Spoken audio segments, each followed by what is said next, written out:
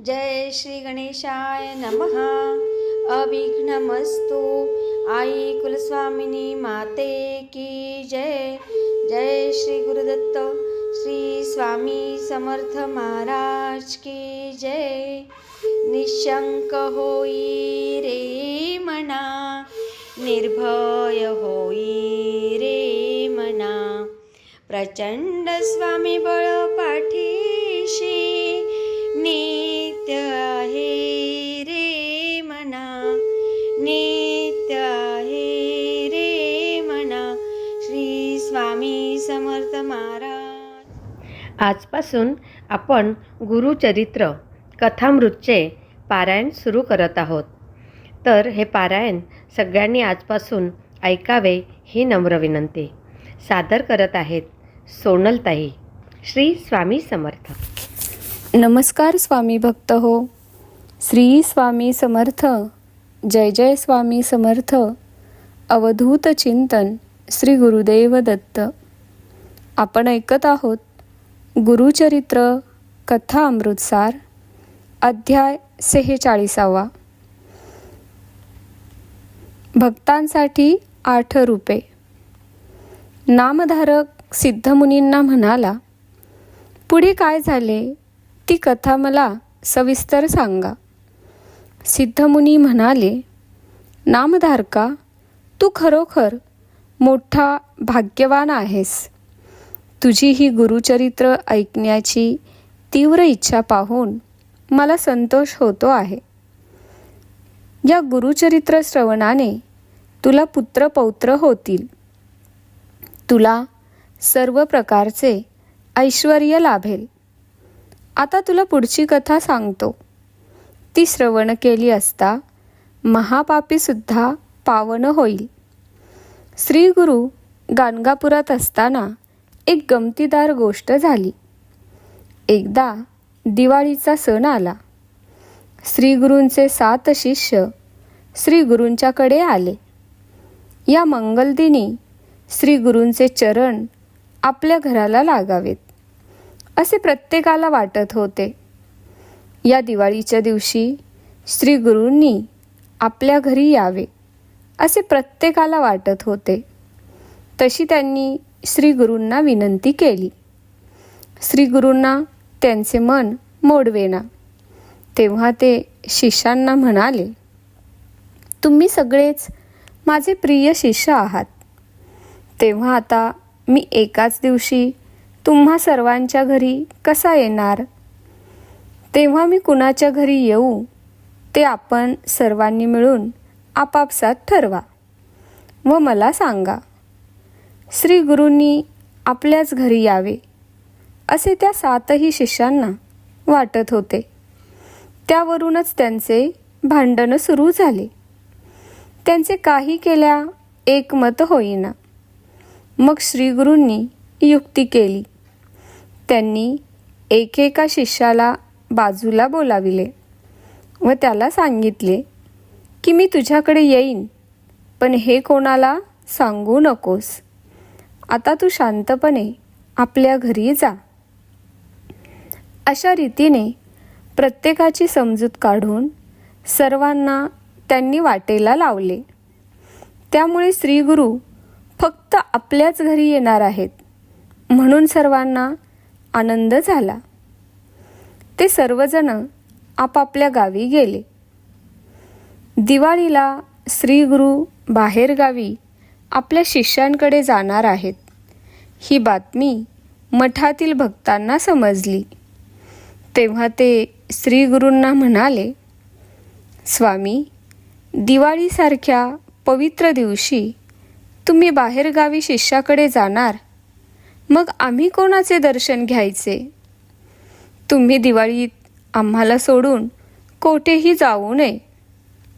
त्यांचे मनोगत लक्षात घेऊन श्री गुरूंनी त्यांना सांगितले, तुम्ही चिंता करू नका, आम्ही येथेच राहू.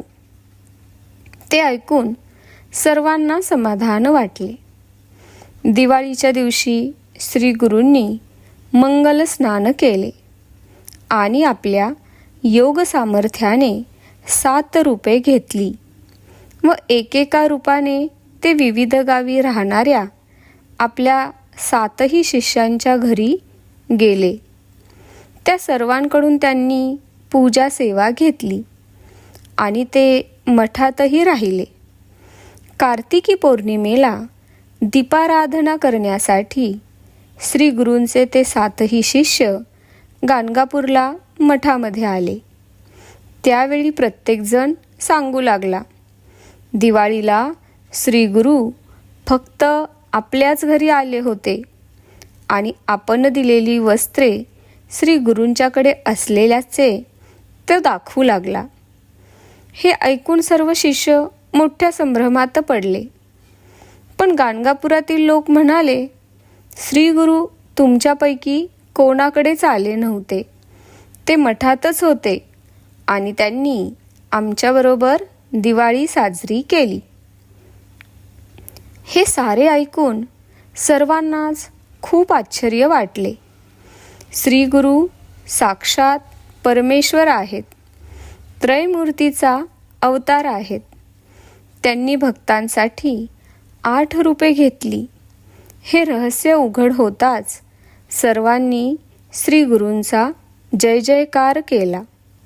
ते म्हणाले, परमेश्वरा, अनंत रूपे धारण करणारा तू त्रयमूर्ती भगवान आहेस.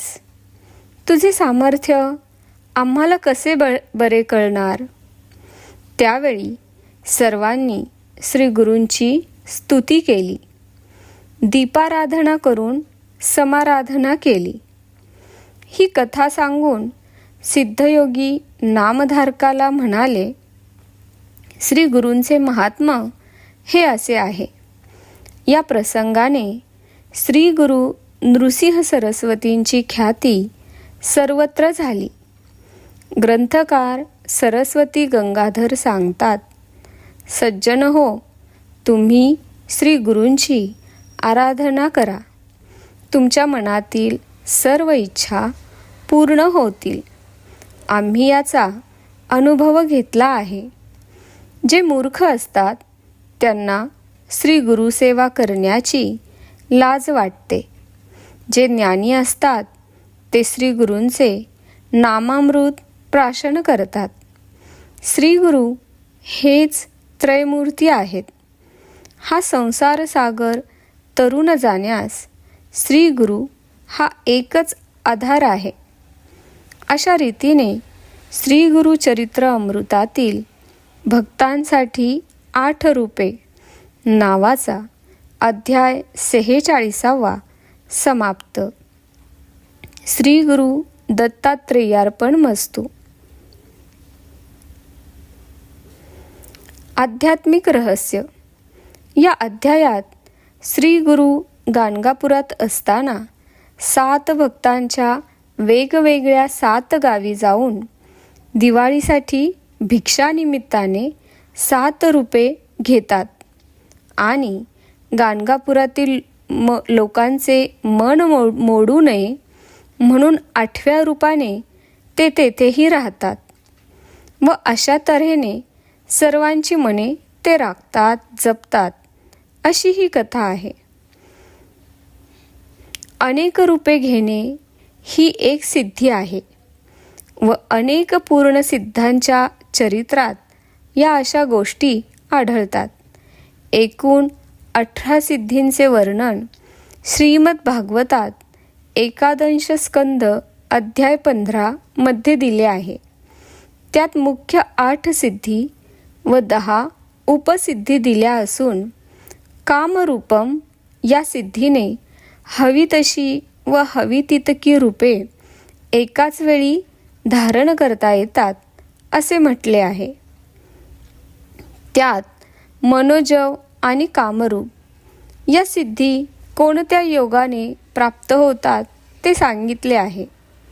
मनोमयी सुसंयोज्य व्ययी तदनु वायुना मदारणानुभावेन तत्रात्मा यत्र वय मनः. म्हणजेच मन माझ्या ठायी पूर्णपणे जोडावे. सर्व प्राणादी सर्व वायूंसह ध्यानाने देहही माझ्याशी जोडावा. अशी धारणा केल्यास त्याचप्रमाणे अनुरूप भावना स्थिर होते व जेथे मन जाते तेथे अर्थात माझ्या ठाई आत्मा स्थिर होतो. मग मनाच्या गतीप्रमाणे कोठेही जाता येते. त्यातही यदा मन उपावाय पथदुपम दुभुषती ततत्त भवेन्मनोलपम मनयोगबल माश्रयः. म्हणजे जेव्हा मन असे पूर्ण स्वाधीन करून योगी ज्या ज्या रूपाची धारणा करून ते भूषविण्याची इच्छा करतो ते रूप मनाच्याच शक्तीने व मजपाशी युक्त झाल्यामुळे बलवंत झाल्याने तो धारण करू शकतो. श्री गुरूंनी अशी 8 रूपे घेतली व सर्व भक्तांचे मनोरथ त्यांनी पूर्ण केले.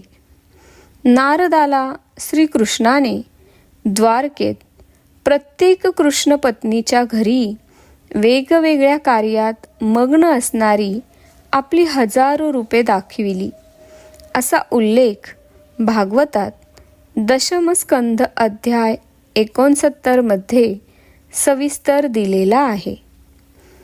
अशा प्रकारे हा अध्याय इथे समाप्त होतो आहे. श्री स्वामी समर्थ. जय जय स्वामी समर्थ. अवधूत चिंतन. श्री गुरुदेव दत्त. धन्यवाद.